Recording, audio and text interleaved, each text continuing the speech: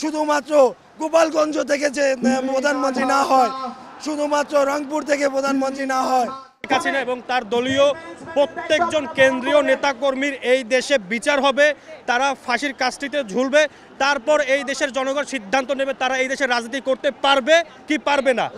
যেই সংবিধান আপনার দিল্লি থেকে লিখে আনে আপনার শেখ মুজিবুর রহমান সোজাসুজি দেশে না এসে সে দিল্লি থেকে এই সংবিধান আমদানি করেছিল। আমাদের সবচেয়ে বড় দাবি হচ্ছে যে এই সংবিধান আমরা চাই না। এই সংবিধানটা প্রণয়ন করে দিল্লিকে আমাদের দেশ দিয়ে দিয়েছিল 1971-এর পর। পরবর্তীতে জিয়াউর রহমান এসে সংশোধনের মাধ্যমে এটা পরিবর্তনের চেষ্টা করেছে, কিন্তু যতই সংশোধন করার চেষ্টা হোক ওই সংশোধনী পদ্ধতিতে আবার তারা আওয়ামী লীগ ক্ষমতায় এসে আবার তাদের মতো করে সেই দিল্লিকেই আবার আমাদের দেশ দিয়ে দিতেছে। তো আমরা আর কোনো সংশোধন নয়, সংশোধনবাদ একদম উপড়ে ফেলে এই সংবিধান, আমরা নতুন সংবিধান চাই। আমরা এমন একটা সংবিধান চাই যে সংবিধানে কোনো বৈষম্য থাকবে না, কে মুসলিম, কে হিন্দু, কে খ্রিস্টান, কে উপজাতি, এই বৈষম্য থাকবে না, এমন একটা সংবিধান আমরা চাই। আমাদের প্রত্যাশা হবে আগামী, আমরা হয়তো থাকবো না, কিন্তু আমরা 52-তে জীবন দিয়েছে ছাত্ররা, 71-এ জীবন দিয়েছে, 90-তে নূর হোসেন দিয়েছে, 24-এ আমরা 2000-এর বেশি জীবন দিয়েছি। আর আমরা জীবন দিতে চাই না।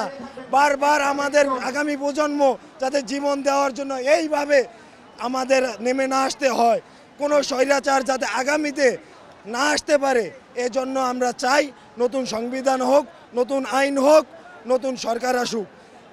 এই কোনো একটা পরিবারের বা কোনো দলের দাসত্ব যাতে আবার প্রতিষ্ঠিত না হয়, এক দল গেল আর এক দল আসলো, এরকম প্রতিষ্ঠিত না হয়। শুধুমাত্র গোপালগঞ্জ থেকে যে প্রধানমন্ত্রী না হয়, শুধুমাত্র রংপুর থেকে প্রধানমন্ত্রী না হয়। আমি বাংলাদেশের বর্তমান যে অন্তর্বর্তীকালীন সরকার আছে তার কাছে আমি আবেদন করতে চাই যে যারা এই গণহত্যা চালিয়েছে তাদের বিচারের ছাড়া যদি তারা নির্বাচনে না আসতে পারে এবং ক্ষমতায় না আসতে পারে, এবং যারা এই গণ অভ্যুত্থানকে নিজের ব্যক্তিগত বানিয়ে এই দেশের আবার স্বৈরাচারিত্ব প্রতিষ্ঠিত করতে চাচ্ছে, তাদের বিরুদ্ধে আমি এটাই বলতে চাবো যে এরকম স্বৈরাচারী প্রতিরোধ কেউ এই দেশের জনগণ মেনে নেবে না। এবং এই স্বৈরাচারকে আমরা নির্মূল করার জন্য যেমন রক্তের বন্যার মাঝখানে দিয়ে আমরা আগস্ট জুলাই গণ অভ্যুত্থানের মাধ্যমে স্বৈরাচারকে আমরা প্রত্যাহিত করেছি দেশ থেকে, আমরা ইনশাল্লাহ যদি কোনো স্বৈরাচার আসে আমরা ঠিক এইভাবেই প্রত্যাশা করব। তো আমি বাংলাদেশের সর্বস্ত জনগণকে এরাই আবেদন করব যে আপনারা নিজ নিজ জায়গা থেকে সংস্কার করুন এবং এই বর্তমান অন্তর্বর্তী সরকারকে সহযোগিতা করুন, কারণ স্বৈরাচারের মূল স্বৈরাচার না উঠালে হবে না, আমরা এই স্বৈরাচারের মূলকে ইনশাল্লাহ তুলে দেব।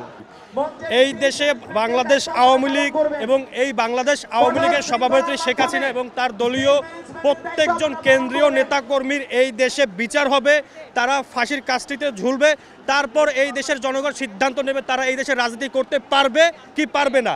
আমরা ইতিমধ্যে দেখতে পাচ্ছি নির্বাচন সংস্কার কমিশন, প্রধান নির্বাচন কমিশন এবং আমাদের উপদেষ্টা মণ্ডলীর মধ্য থেকে অনেকেই বলতেছে যে আওয়ামী লীগের নির্বাচনে আসতে কোনো বাধা নাই। আমরা তাদেরকে সুস্পষ্টভাবে বলতে চাই, জুলাই আগস্টের এই গণ অভ্যুত্থানের যে ধ্বংসযজ্ঞ, যে হত্যাযজ্ঞ বাংলাদেশ আওয়ামী লীগ সরকার এই দেশে চালিয়েছে, বিগত 17 বছর এই দেশের ভিন্ন ধর্মাবলম্বী, বিশেষ করে আলেম ওলামা এবং ভিন্ন রাজনৈতিক মতাবলম্বীদের উপর তারা যে ধরনের নির্যাতন, নিপীড়ন, গুম, খুন, হত্যা, আয়নাঘর প্রতিষ্ঠিত করেছে, এর বিচার এই স্বাধীন বাংলাদেশে হবে। তারপর এই দেশের জনগণ সিদ্ধান্ত দেবে এই দেশে আওয়ামী লীগ সরকার আসলে রাজনীতি করতে পারবে কি পারবে না। তাদের ভাগ্য এই দেশের 17 থেকে 18 কোটি জনগণের হাতে।